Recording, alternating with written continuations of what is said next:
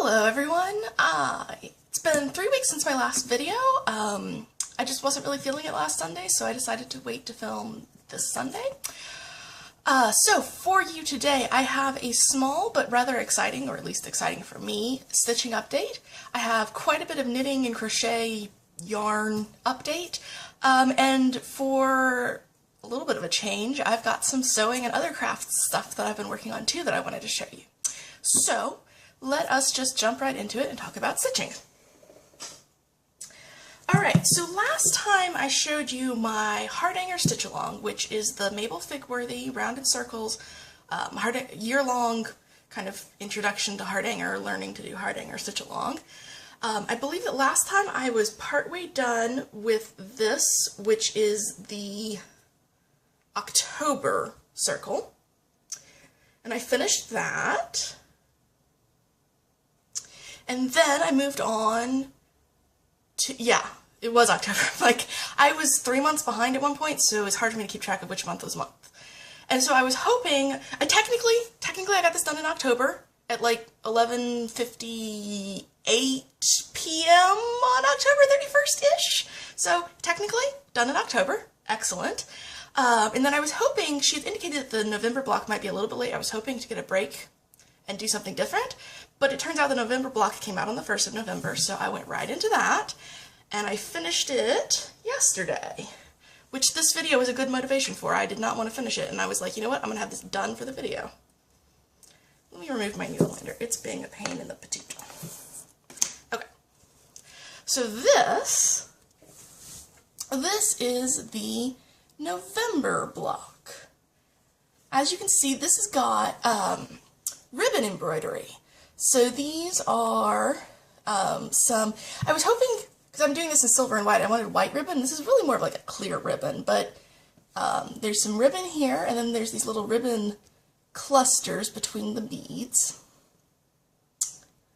And if you're not familiar with this piece, I'm doing it on 22 count white heart hanger cloth, which is just 22 count is the traditional for the heart hanger, with white pearl cotton and silver. Well, it's not in this block, it's in the other block. I've got some silver petite treasure braid, and I've got silver beads. Oh, there is petite treasure braid in this. Petite treasure braid. Took me a minute. It's a little road stitch right in the middle of the ribbon embroidery. And it's interesting, so in her instructions, she said get ribbon, but she didn't really give a lot of information on how much ribbon you needed. I think I used about this much of a giant spool that I bought on eBay because it was really cheap to buy it that way. So I've got ribbon for days after this because I don't think we're going to use it in the next block. I believe that the next block is going to involve, I have a silver fabric that we're supposed to be putting on somehow, and since there's only December left, I'm assuming that's going to be happening in December, which is going to be exciting. It means I'm going to have a ton left over. I'm going to have a ton of that fabric left over. I've got a ton of ribbon left over. We only used sequins in one of them, so we've got a ton of that left over, so it's going to be nice. I'm going to get to use some of those bits. So anyway, I'm really excited that I actually got the November block done in the first half of November. If I really sit down and do them, I can usually get them done in like, well, I could get them done in a couple of days, but with the way my schedule works out, I can usually get them done in about 5 days to a week. Although this one, just because I did 4 of them in a row. This is the 4th one in a row that I've done, so I was a little bit burned out, so it took me, what's today, the 13th? It took me 12 days to do. So, anyway, that is that. That is all the stitching I've been doing. I am very much looking forward to switching to a different stitching project. Not that I don't love this, but after a little while, when you've, you know, neglected it for 3 months and you have to do all of it at once, it gets a little bit, it's harder to do than cross stitch because it's a lot of different embroidery stitches, and the stitches themselves aren't hard, but I have to actually like look at the pattern and read exactly how to do each stitch as I'm doing it, whereas with cross stitch I can just look at the pattern and I know all the stitches. So it's just a little bit more mentally intensive than cross stitch, although quite excellent stitch guides and so forth from Mabel Figworthy. So is stitching, let's talk about my yarny crafts. Well, first of all, I finished the Rose City Roller socks. I don't remember what the designer's name is off the top of my head. I want to say it's Orange Knit Designs, but I'm not 100% certain, so if you want to know where these are from, check the description box. I'll have a link to my project, which will have a link to the pattern and designer. So this is the Rose City Rollers little ankle socks, which I knit out of, it was in one of the Opal yarns, which I had gotten kind of in a grab bag, so I didn't know what color I was going to get. Now, I have washed them, worn them, and then washed them again. So actually, they're really nice. One thing I like about them is I managed to line those stripes up like you would not believe. Very, very happy with that. The one thing I would say, and it's nothing against the design is really excellent. I actually really, really like this heel. It seems to fit my foot really well, which is especially important on an ankle sock because it's a lot easier for an ankle sock to slide down because it doesn't have the, the whole distance of the leg to hold it up. The heels fits great, but I wish I had done like 1 or maybe 2 more rounds just lengthwise on the foot because it's just maybe a hair tighter than I'd like it on my toes. Not like tighter around, but like tighter length of foot wise. But it's still totally wearable, and of course it's yarn, so it stretches a bit, so that's all good. Yeah, I really like these. Absolutely not a color I would pick for myself, but I think they came out really cool. The colors are actually showing up really well on the camera today, so hopefully when I put it on my computer, it'll actually still look really good. What was the other thing I was going to say about these? There was something. Oh yeah, I used almost exactly half of the yarn, so technically I could get a second pair of these out of the ball of yarn, but because I would have liked to knit these a little bit longer, and this was like exactly half when I weighed them after I'd cut off all of my ends, I'm a little bit hesitant to try to do another one because I think it would be even shorter than these are, and these are kind of like just barely long enough. So I'm considering what to do with the rest of the yarn. I might do like some fingerless gloves because I think that I've seen some patterns that might work well with this. I might mix this with another yarn and make socks out of it, or I might use it for my scrap blanket. And I was thinking that if I do that, I might actually over dye part of it, like maybe over dye it with some blue so it would turn like the pinks purple and the yellows green and the brown more like a gray, blue, brown. I don't know. We're going to see. I'm not in any huge rush to use the rest of it, but got those done. Very happy to have them done. They've made wearing my slightly blister-causing sandals a lot easier. So that is that one. The other project that I've been doing a lot of work on that you know about is the Metallurgy Shawl by Very Busy Monkey. I was complaining last time that I wasn't making a lot of progress on the knitted on edging because I was feeling like I had forever to go and I wasn't super motivated.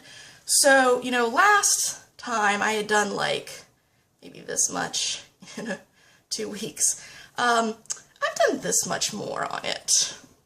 All the way up here. This is, and I did that in like 3 days. I suddenly got the urge to work on it and I just worked on it and I was doing like a whole repeat a day. The more I do on it, the more I really like it. And so this one is just, I don't know, I had it, it's some acrylic. I don't know anything about it, sorry. Except that it has good stitch definition. Which is why I picked it for this pattern. So anyway, working on that, making progress. Super excited to have that. The one thing I'm noticing too though is that just because of the way this is constructed, I think that there's a little bit of a like corners on the edge, and I think when I had very little that was bothering me a lot more because I could see it constantly. Now that's kind of down here and I just know I'll block it out, it'll be fine. I'm planning on steam blocking this because it is acrylic. So very pleased with that progress, hoping to have more progress in the next couple of weeks. Because like I said, I got that done in 3 days, so I know that if I sit down and work on it, I can have that thing done pretty briskly, actually. I've kind of gotten to the point where I understand how it's constructed, so I can go faster with it. And just one random note. I'll show you a teeny tiny part of the chart. One thing that I found that helps when I'm working charts is when I've got more than, so each of these blocks, if you don't know charts, each of these blocks is a stitch. And when I've got more than 5 or so stitches of the same type in a row, I just write the number of stitches in the first block. And so that way, when I'm like, if I'm reading across this, then I can be like, oh, that's 8. And so I don't have to count these every time. And I think counting them every time was slowing me down a lot on the first couple of rounds. And now I've got this written on the entire chart. So I'm just like, 8, and then do this. And then you go back and forth. So then I'm going back, it's, oh, 9, don't have to count it, and go on. And I found that really sped me up when I was working on this. I can kind of, I can read the knitting and I can do it off of that, but I'm finding it's actually a lot easier to do it by counting. So, those are those two. Now, I mentioned last time, I think I showed you the Patton's DK Superwash wool that I'm going to make a snood for a dog that I know out of. And I have finished the swatches for that. My plan is to do a moss stitch like this, kind of band around her chest that'll sit under the sweater to help hold it in place. And then some 6x3 ribbing with some cable twists in it around the neck portion to hold it in place. So, I've got the swatches done. I am designing it myself, so I need to, the swatches are finished and washed. I measured them before I washed them. I need to measure them again, so that way I can see, that way when I'm knitting it I can know if it's going to change after it's been washed. And then from there I can calculate how many stitches to cast on and all that jazz and actually knit it. I think it's going to go pretty fast because the swatches went really fast. Then I had an interesting little project that came up kind of out of necessity. So my dog likes to go under my bed, and unfortunately, she's little, she's like a Chihuahua mix, but my bed is also fairly low to the ground, and so she kind of ducks to go under there, and she's managed to scrape a raw patch on her back because of that. So I'm trying to figure out something that I can put under there to block her from going in. And it also needs to be something that when I inevitably stub my toe on it, it doesn't hurt. So, I have some, what is this? This is Hobby Lobby. I love this cotton. I want to say that the color is amethyst.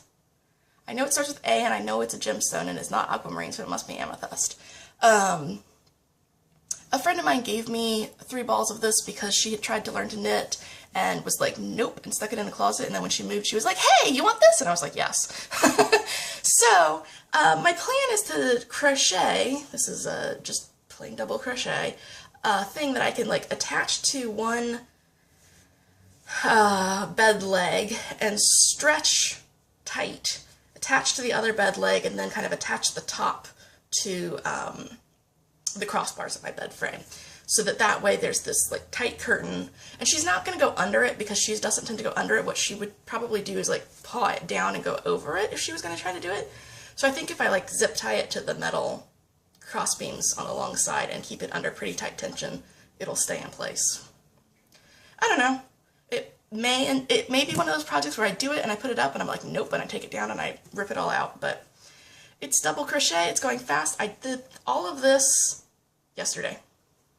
So, obviously I still got a ways to go, but I'm hoping that at a minimum I'll have enough yarn to do the 2 long sides of my bed, because that's where I'm at the most risk of hitting it, and then the short side of the bed, if I need to, I can just block it off with cardboard. I just don't want to do cardboard all around because I'm concerned about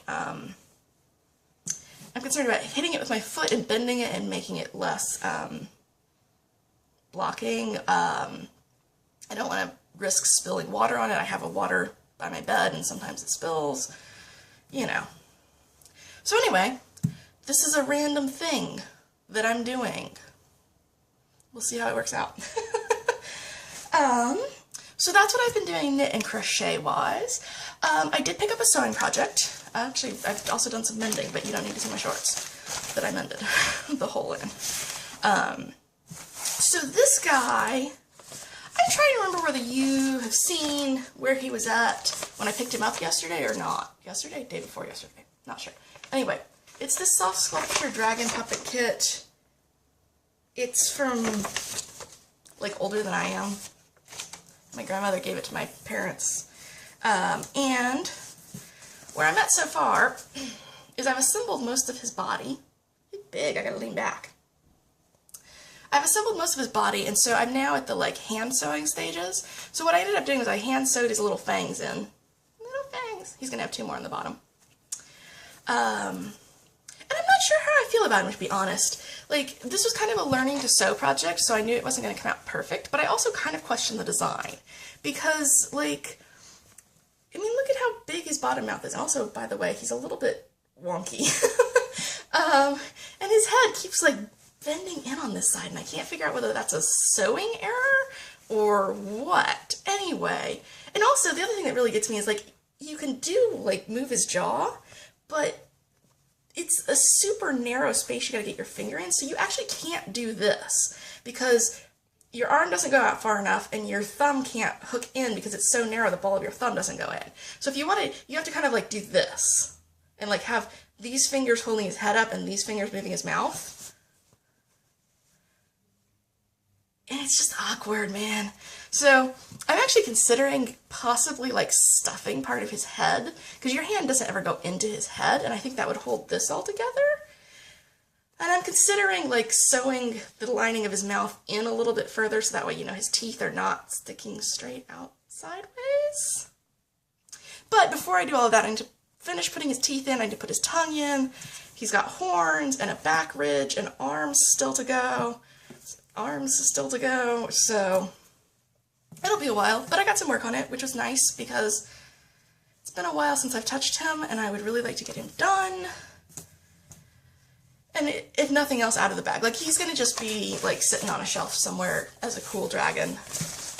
He'll be cool.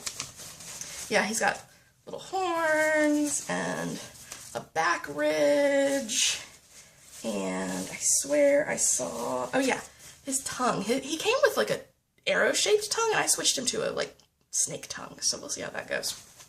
Anyway, that is what I've been doing with that. I'm hoping, like, I honestly don't think I've touched him in, I know I've not touched him in months. I'm not sure. I know I've touched him this year, but it's been a while. So anyway, he's just a lot of hand sewing. I don't love hand sewing. It goes slowly, and some of the things are not really easy to make them fit together. So anyway, that's that. And then I have one more thing that I was going to show you. I have a new crafting obsession. I originally ran into this idea when I was watching some videos. Shannon Green was the channel, and she ended up linking to Gustamonton was the name of the channel, that had a lot of the kind of tutorials and how-tos that I was watching. And it's interesting watching Spanish language tutorials when you've done 2 years of college Spanish like 9 years ago. Fortunately, it's like really easy to follow. She does really good tutorials. But anyway, what this is this is weaving paper, rolling and weaving paper to look like wicker. And you can see, like, this, from a distance at least, it looks fairly wood-like. So basically what you do is you roll these really tight tubes of paper, and you can kind of slot them together and then weave them like wicker. And I've got, these are out of the, you can kind of see some of the color. These are out of the grocery store circulars that I get for the grocery stores that I don't go to. And I painted them brown with a kind of thinned acrylic paint to be kind of wood-like. And then these, of which I have a ton, and not nearly enough for even one project, practically. These are out of an old textbook that was really crappy and that no one wanted to buy even for a penny. So I was like, you know what? This is going to become a paper basket thing. And so my first project that I made with this was I wove myself this big old basket. Just going to dump it out. Ooh. This big old basket to hold the rolls that I was going to do, because I knew by the time I got done rolling enough to do the basket that I was going to definitely want to keep doing this. And so these were all painted blue and green and brown with kind of a thinned out acrylic paint. And then what I've done with this was I wove it and then I coated it with thinned white glue. I bought a gallon of Elmer's glue. Yeah, about a gallon of the poor package guy at the apartment complex was like picking this up box. I was like, whoa, this is way heavier than I thought it was going to be. I'm like, yeah, it's a gallon of glue. And so if I were to, what I should do with this is I should go ahead and also coat it with a varnish to really protect it. I'm not sure if I'm going to, just because it's not going to see a lot of use. It's literally just sitting on my floor holding paper tubes. So I lost a paper tube down my lap. So I don't know what whether I'm gonna fully finish that or if I'm just gonna call that good. It's certainly sturdy and nice, and I like it. And these suckers are a lot of fun to do, and pretty mindless, and easy to do while I'm watching something, which is great. So anyway, I was obsessed with this for a little while, and I haven't done it in a couple of days, so we'll see. Anyway, this is a thing that I am doing, and it's a fun thing. And I'll definitely be sure to link the channels that I saw, well, definitely the whole Gusta Montan channel, but then the particular Shannon Green videos that I saw, so that way you can check it out if you're interested. So, yeah, that is what I got going on, and it looks like my camera is going to cut me off in like 3 minutes, so that was actually really good timing on my part. Oh, so the other thing I want to talk about is it seemed to help me to have talked about what I wanted to get done, because I got the socks done, and I got the heart hanger done, and I got progress on the shawl. So my plans for the next couple of weeks. First of all, if you're into yarn and you're into the Knit Picks brand, Monday is the start of their big sale. It used to be a Cyber Monday sale, and now it's just like a mid-November sale. Big sale, new yarns, giant discounts, all this jazz. So I'm gonna order some yarn. I definitely want solid or tonal sock yarn because I have a bunch of textured sock patterns that I really want to do. And I was looking through my favorites on Ravelry, and I actually have a couple of tops that I want to knit for myself. So I'm hoping to get some reasonable yarn. I have like a t-shirt type top and like a cardigan that I want to knit. So I'm hoping to get the right yarn for that. So that'll be exciting. But of course I now need to really work on my yarn because I've got a lot of yarn and I don't have room to put that much more yarn in my yarn boxes. So anyway, so I'm definitely going to probably pull out the 4 Heavenly Beasts cross stitch and work on that. I definitely get a page finish. I don't know if I'm going to go on to a second page or switch projects. I don't know. It's going to be fun. It's going to be cross stitch and not heart hanger for a change. Like I said, I want to do more on the metallurgy. I definitely want to get that snood for the dog done soon because it's starting to get cold and she feels the cold a lot, which is why I'm knitting this for her. And then I also, what was the other thing I was going to say? Obviously I got to work on that thing for under my bed. And, oh, the sewing. I really want to keep working on that dragon now that I picked him up and started working on him. So that is my hopes. A lot of knitting, crochet, stitch. I just want to do everything, guys. Anyway, that's what's what, and I will see you in the next video. Hope you enjoyed this one. Bye.